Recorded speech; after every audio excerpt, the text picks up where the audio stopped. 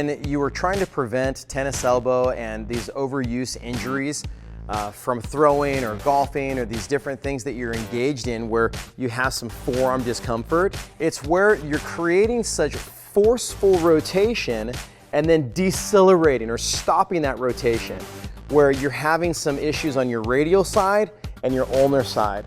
You'll be rubbing it here. You see this all the time.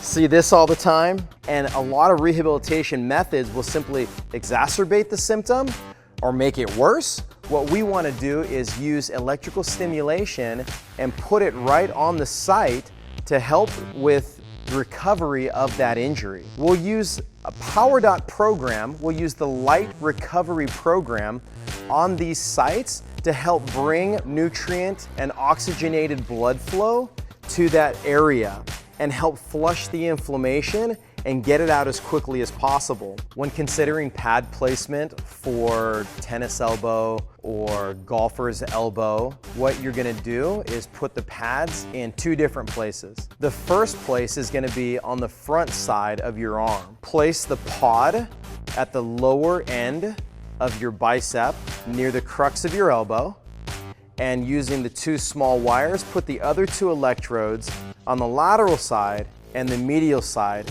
forming a small triangle across the joint. The second placement is going to be just the opposite of that. So on the back side of your arm, placing the pod at the lower part of your tricep, right above your elbow, and using the small wires across the elbow joint on the medial and lateral side, forming a small triangle across the elbow joint. Use the massage program on the PowerDot. Use it daily. Don't worry about the level of intensity. The idea is just to get massage in all of those tissues and muscle fibers.